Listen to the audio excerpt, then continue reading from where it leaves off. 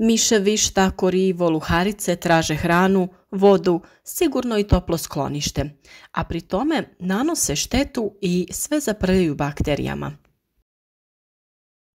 Ovo je vrijeme kada možemo otkriti glodavce u našim plastenicima i vrtovima, koji im predstavljaju idealno sklonište.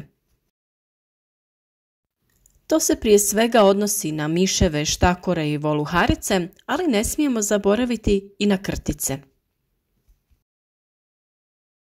Svi oni mogu izazvati velike štete. Hrane se sjemenom, zimskim, ali i uskladištenim povrćem, kao što je ukopani cele, razne repe, drugo korijenasto povrće ili pak uskladištene voćne sadnice, a grizu i opremu. Za mnoge su ove male životinje velik problem. Jedni rade velike štete na usjevima, drugi uništavaju vrtove i narušavaju izgled povrtnjaka, voćnjaka i cvjetnjaka. Miševi, štakori i voluharice su veliki štetnici, a krtice sa druge strane, iako nanose štetu izgledu, ne nanose štetu biljkama, ali su i zaštićena vrsta. U današnjem videu ćemo govoriti upravo o problemu glodavaca, te kako ih se riješiti na prirodan način. Za još više savjeta o uzgoju biljaka, voća i povrća, prirodnoj zaštiti, podržite nas tako što ćete zapratiti naš kanal. A podijelite i video koji vam se sviđa sa vašim prijateljima kako bi što više ljudi imalo koristi od naših savjeta. Ukoliko ne uklonimo ostatke biljaka, biljni otpad, kontejnere od stiropola, posude, crijeva za navodnjavanje, velika je mogućnost da ćemo imati problem sa glodavcima. Njihov broj se u takvim uslovima brzo povećava.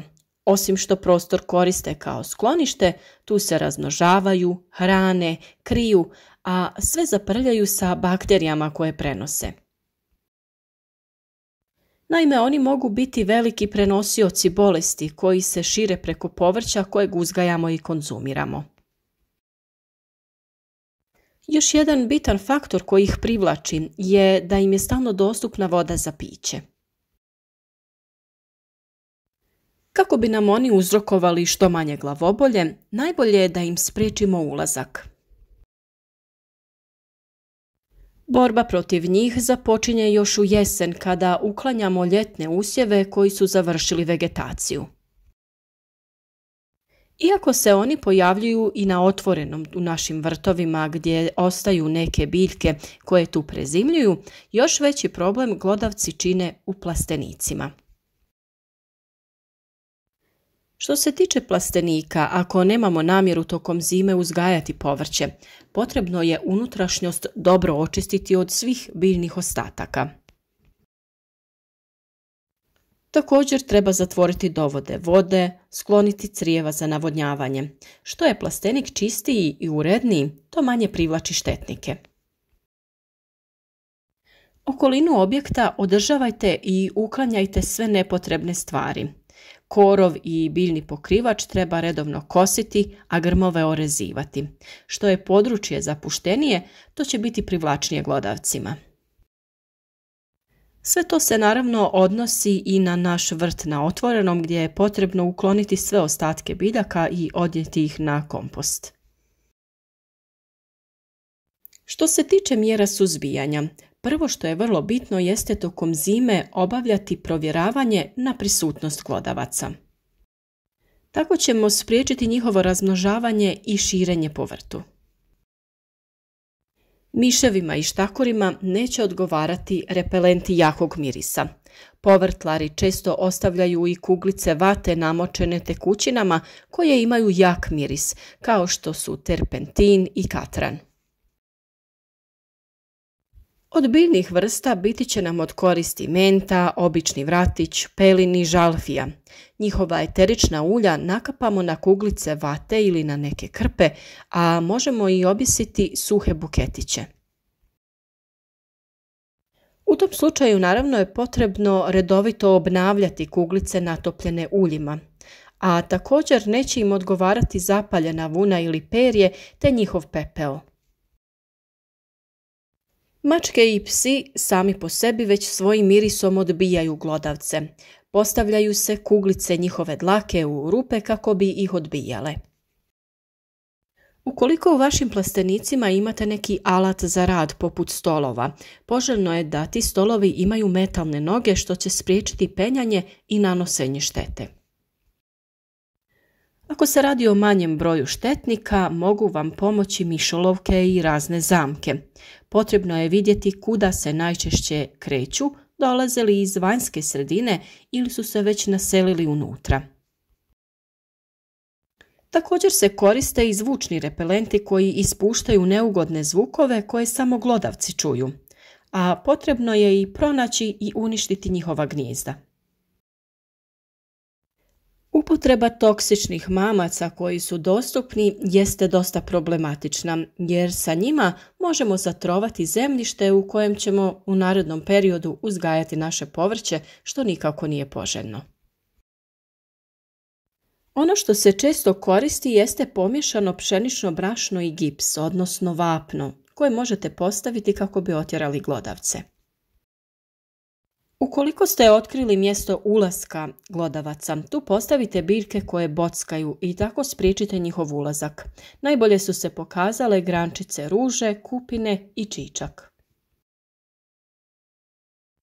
Vjerujem da će mnogi od vas prvo isprobati ove prirodne metode, pa tek onda pristupiti ovim malo više agresivnim metodama kao što su mišolovke.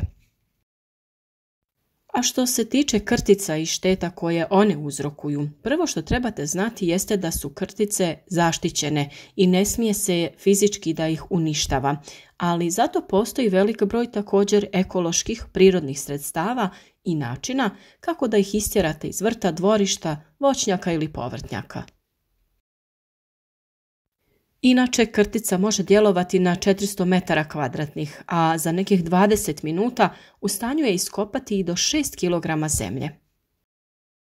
Krtice ne nanose štetu direktno usjevima, ali sve tunele koje iskopaju omogućavaju da zrak dođe do korijena biljke sa čim biljka uvene.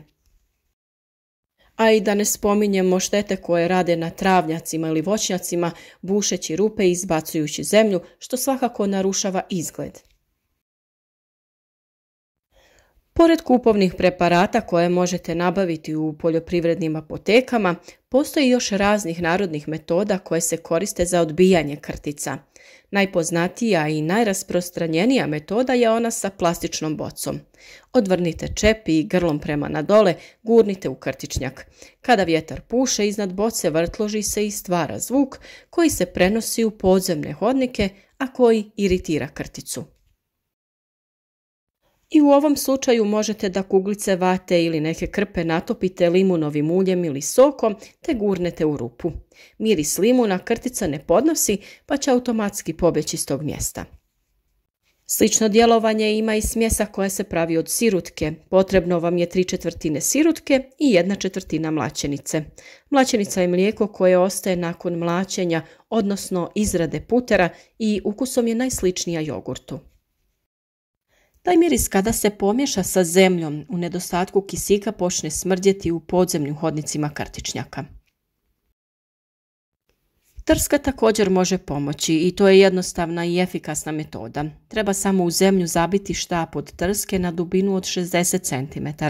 Dok puše vjetar, trska će prenositi vibracije koje živciraju i iritiraju krtice.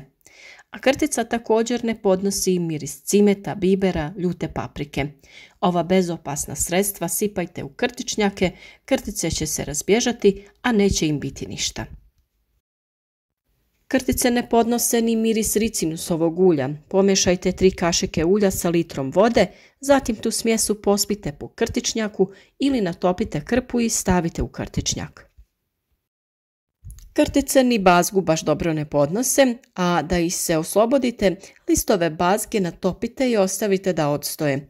Zatim natopite krpu tom tekućinom i spustite u krtičnjak. Određene vrste bilja svojim mirisom tjeraju krtice iz vrta, zato se preporučuje sadnja češnjaka, graha i mlječike. Vrlo je djelotvorna i afrička ili francuska kadifica, koja svojim korijenjem odbija gliste, a ako nema glisti, neće biti ni hrane za krtice. Uglavnom, kada primijetite krtičnjake na području vašeg vrta, travnjaka ili dvorišta, vjerujte da predstoji dugotrajna borba sa ovim malim napastima. One su svakako korisne u uklanjanju štetnika iz zemljišta, no nažalost to rade na jedan vrlo neuredan način. Ali prije nego vas naljute toliko da poželite pristupiti nekim ekstremnim metodama, isprobajte prirodne metode koje smo vam preporučili. Budite uporni i ponovno ćete imati uredne vrtove i travnjake bez ovih neželjenih gostiju. A za jednostavne savjete vezane za pravilan uzgoj voća i povrća družite se s nama na našem kanalu. Zapratite kanal, kliknite i na zvonce pored kako bi dobili obavijest o svakom novom videu i na taj način pratili radove u vrtu te na vrijeme odradili sve neophodne poslove. A u komentarima nam pišite kako vi rješavate ove probleme i kako vi uzgajate biljke.